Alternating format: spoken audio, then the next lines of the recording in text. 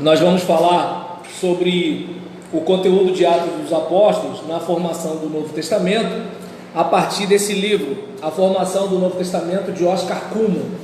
E, de acordo com algumas anotações dele a respeito do livro, a gente observa que o conteúdo do livro não corresponde a seu título, porque não se trata de todos os apóstolos, mas somente de Pedro.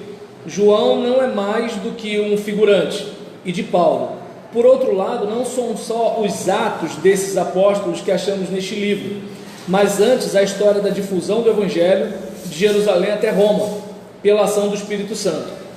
Tanto em sua intenção quanto em sua forma literária, este escrito não é diferente dos evangelhos, ainda é um evangelion.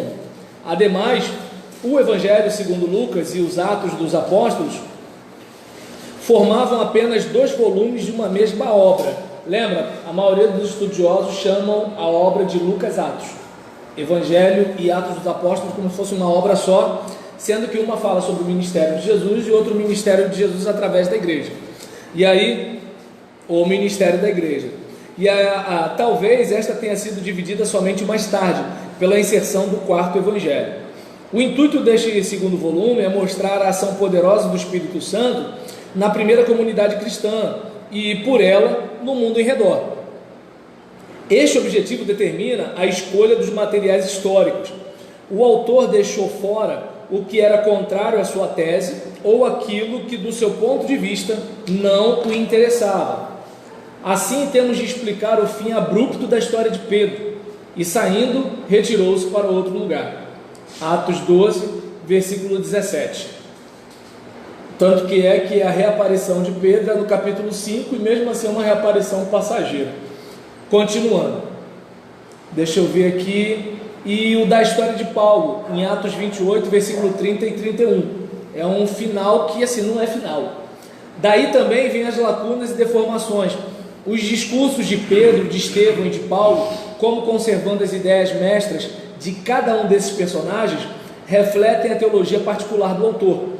Muitos fatos contados pelo livro dos Atos se encontram também nas cartas de Paulo, às vezes com divergências de narração. A gente até já falou isso em outros encontros anteriores. E aí que fazem pensar que o autor dos Atos não conhecia as cartas paulinas.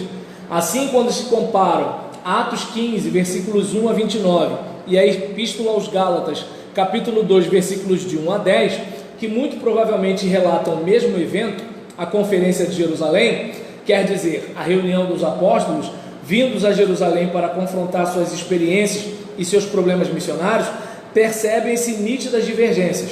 Segundo Gálatas 2, a Conferência Apostólica decide que, doravante, a missão entre os gentios e a missão entre os judeus sejam separadas, enquanto, segundo Atos 15, o resultado da conferência é um decreto que impõe aos cristãos provenientes do paganismo a submissão a certas prescrições da lei judaica. Atos 15, versículos 23 a 29.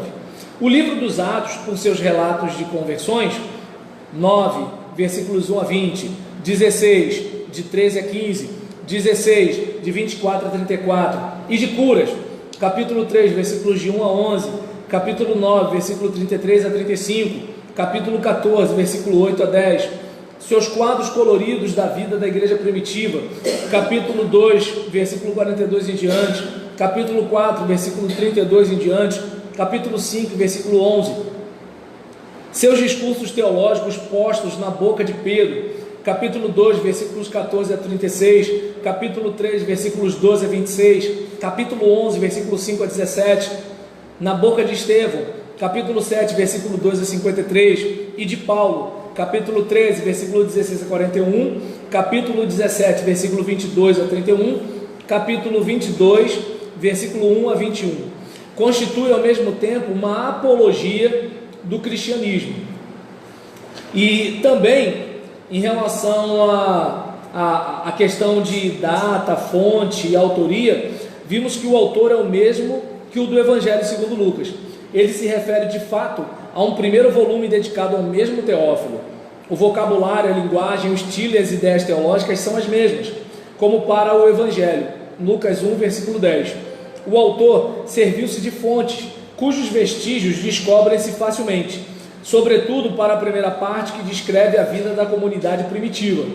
Entre os documentos que lhe puderam servir de fonte para a segunda parte, os exegetas pensaram que havia um diário, um jornal de viagem, transcrito como tal em diversas passagens.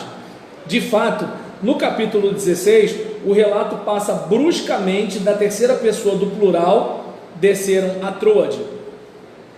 À noite, sobreveio uma visão a Paulo, capítulo 16, versículo 8 e 9, para a primeira pessoa do plural. Após esta visão de Paulo, imediatamente nós procuramos partir para a Macedônia, capítulo 16, versículo 10. De acordo com o Codex Bezae, o texto dos Atos passa a primeira pessoa do plural desde o capítulo 11, versículo 28. Continuando aqui, deixa eu ver aqui, o texto contém a seguir longos trechos em nós, o que se explicaria muito bem se o autor retomasse nesta passagem de seu relato a anotação do jornal de viagem de um companheiro de apostolado de Paulo. A questão que surge então é saber se o autor de todo o livro e o dos trechos em nós são idênticos ou se o primeiro recopiou certas passagens do jornal do segundo. A antiguidade fornece exemplos de textos nos quais a primeira e a terceira pessoas alternam. Podemos, portanto, supor que o autor tenha servido para a segunda parte do diário de um grupo de companheiros de Paulo e, notadamente, nas passagens em nós de seu próprio diário. Admitamos, pois, que o autor de Atos é Lucas, companheiro de Paulo e autor do terceiro evangelho.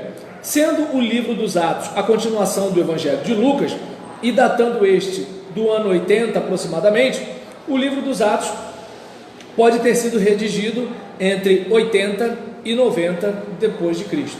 Então, de acordo com Oscar Cullmann, há uma discussão acerca não da autoria, mas das fontes.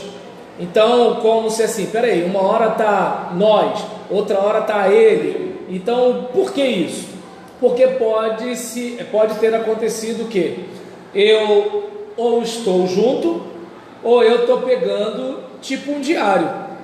E aí, essa questão, por exemplo, para nós, não chega a pesar tanto, porque o importante para a gente é ter o registro da narrativa do que aconteceu, não apenas com os apóstolos em si, até porque não se fala de todos os apóstolos e tudo que cada apóstolo fez e até a morte dos apóstolos, né? Não acontece assim, é só aquilo que interessa para falar sobre a propagação do Evangelho, a expansão do Evangelho, o ministério da igreja, o trabalho do Jesus ressurreto através do seu corpo, a igreja, a comunidade do reino de Deus.